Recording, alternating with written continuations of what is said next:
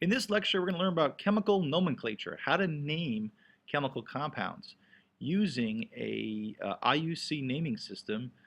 Basically, it's an acronym for a conference that chemists got together to ratify a way to name some elements that were common and had common names, and people didn't like the way they were working with names that are always common. People had to memorize the names of these elements with their common names.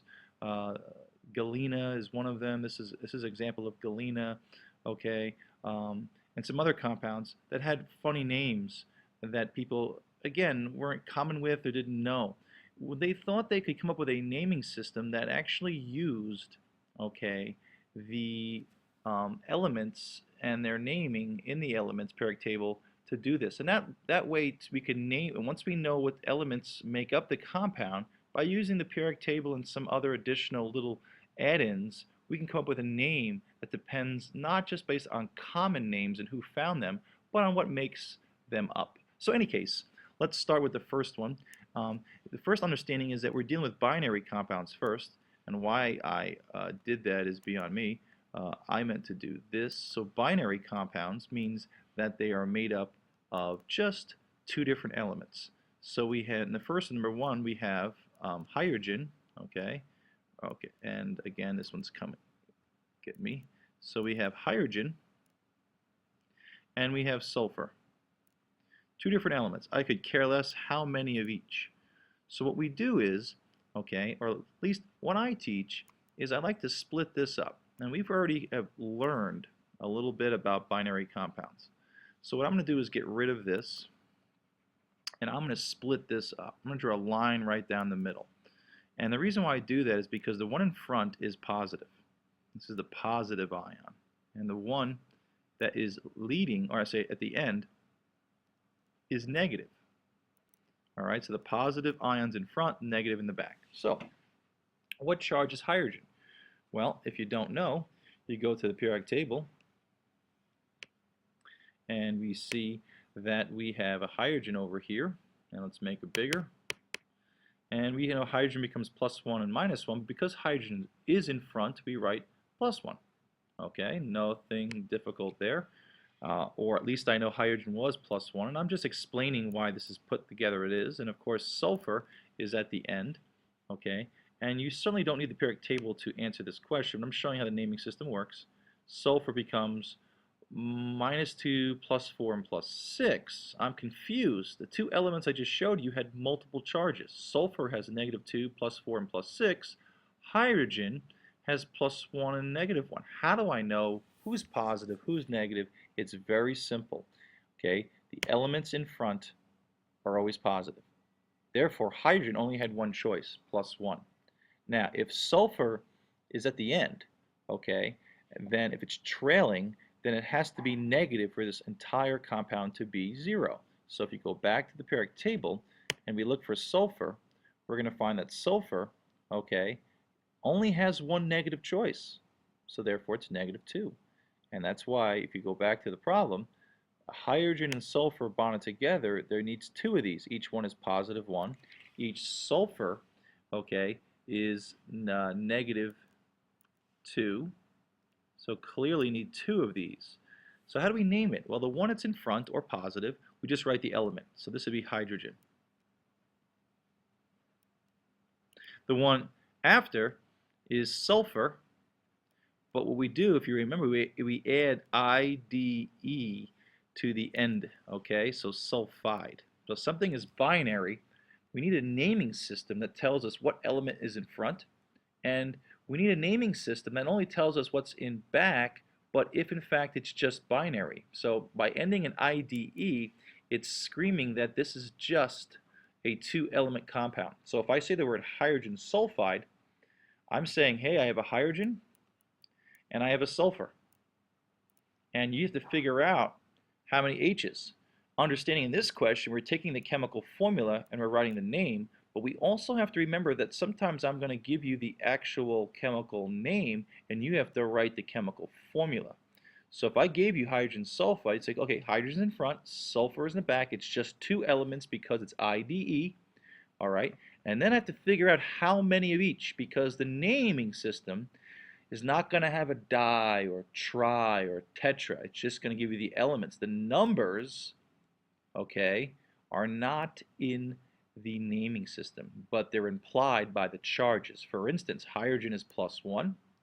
Sulfur likes to become -2 in this scenario. It has to be, okay? As I just explained, sulfur only has one negative choice. You're going to crisscross, or notice you're going to need 2 H's per 1 S. No charges in the name. Okay, so pretty simple stuff. This is sodium in front,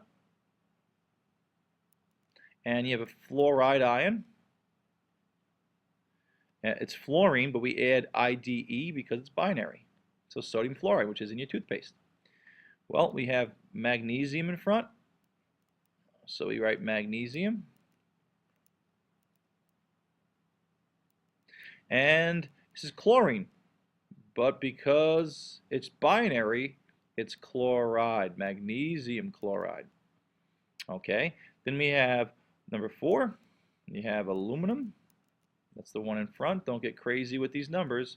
It's just the elements. Don't look at the numbers. The numbers are kind of like silent in these questions. They're implied when you go opposite, and we'll see an example of that. So we have aluminum,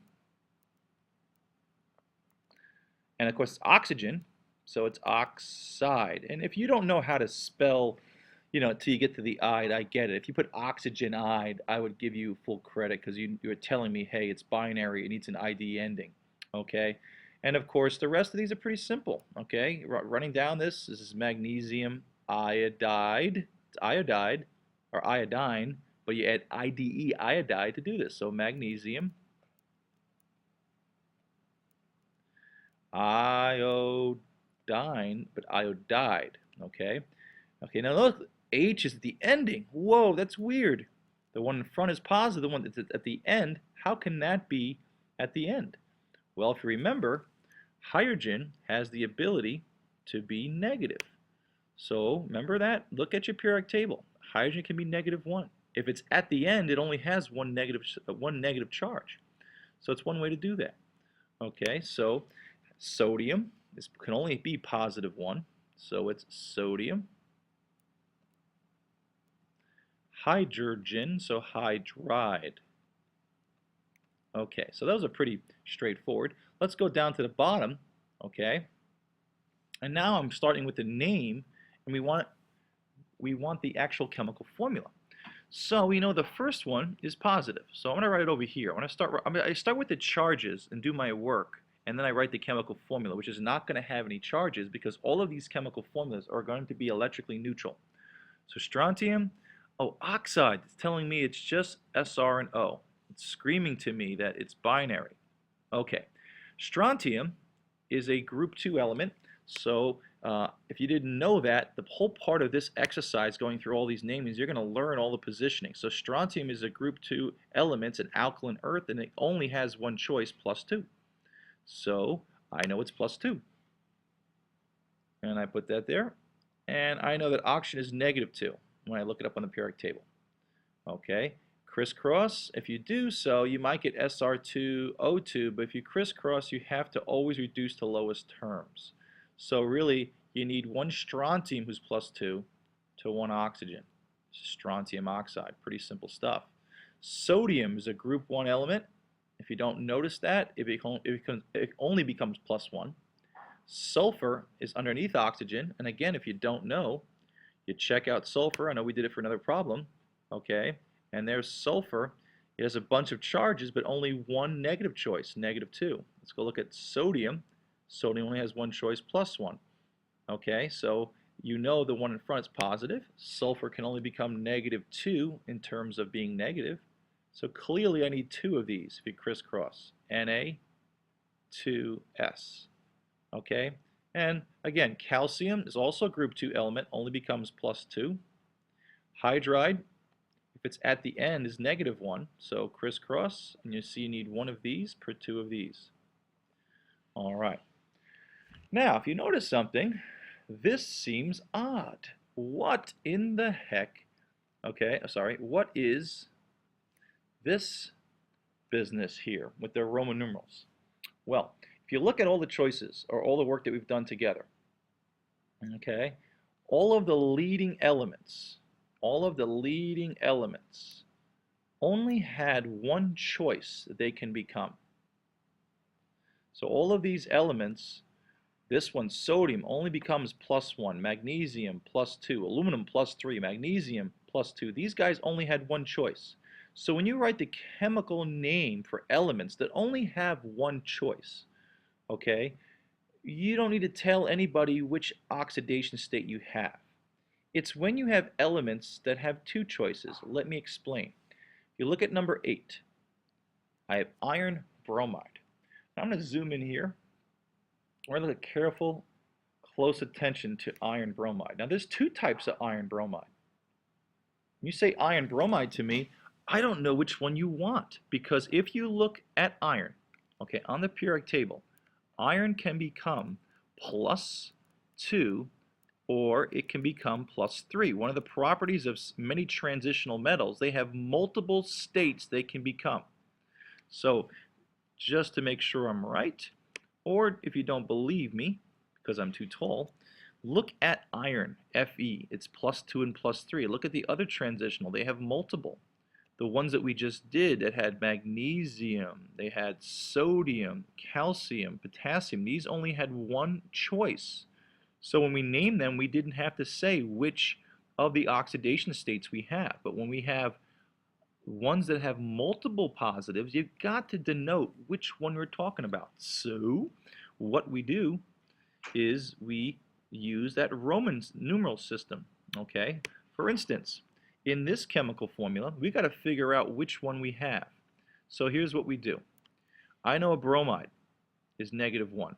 Now I know that because when I look at my periodic table, okay, I will see bromide have only one negative choice, +1. All the halogens only have one negative choice. If it's at the end, it has to be negative. Why does it have to be negative? Because the other one in front is positive, and always these chemical formulas have to be 0.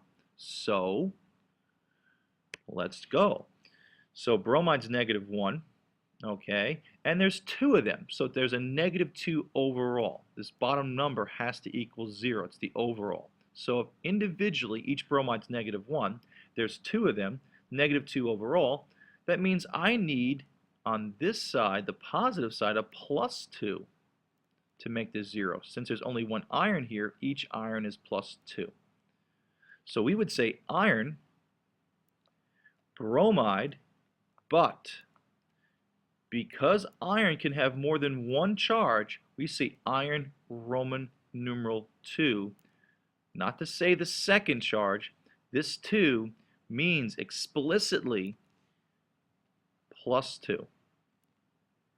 So these others didn't need it because they only had one choice. Potassium is +1 only. Phosphorus is -3, so it's just potassium phosphide. We don't have to say that, but iron has multiple charges. So when you say iron bromide, which one are you talking about? So if you do the other one, this bromide's still -1. There's 3 of them. So it's -3 overall due to the negative side. This thing has to equal 0. So it's +3 for the positive side. There's only one iron. So individually it's +3. So here I would say iron, Roman numeral 3, not the third. This 3 means we're talking exactly about this positive, bromide. So that's called the Stock system. And you may say, Mr. Grotsky, how do I know if elements have multiple or single? Well, by going through this whole worksheet front and back, you will learn which ones do. Look at number 10 for a second. Lead. Let's go peruse the periodic table. And when I do so, I'll notice something. There are some patterns. Elements, group 1 and group 2 only have one choice. So in alkali metals are always +1 because they only have one valence. Alkaline earth are +2 because they only have what? 2 valence. Elements in the middle have multiples. Lead, okay, is over here. It's got 2 choices, +2 or +4. So when I write the name of this compound, I have to be specific. Which lead am I using? Which lead ion am I using? So here I go. Well, I have to figure out the charges. So what I do here is say, okay, sulfur has to be negative. And as we've done before, sulfur only has one negative choice, -2. That means it's -2 overall because there's only one sulfur. The whole thing has to equal 0, and clearly this lead is +2. There's only one lead, so it's +2 individually. And we're talking about lead, Roman numeral 2 for the +2. And of course, it's sulfide. Okay, so when you write chemical formulas and you have elements, specifically the first ones, and I can't say enough, this stock system is only, this Roman numeral is only to tell the positive, the multiple positive of the first one. We never do a stock system or a multiple of the ending. The ending one's only going to have one negative charge. Okay, it's the beginning. So this Roman numeral is for the which positive one we're talking about in the beginning. So let's go down. I'm almost done, guys. Let's go do a couple of these. Okay, let's look at copper. Okay, 2 chloride. No, let's leave that one. Let's do iron 3 oxide. Okay, this is easy now.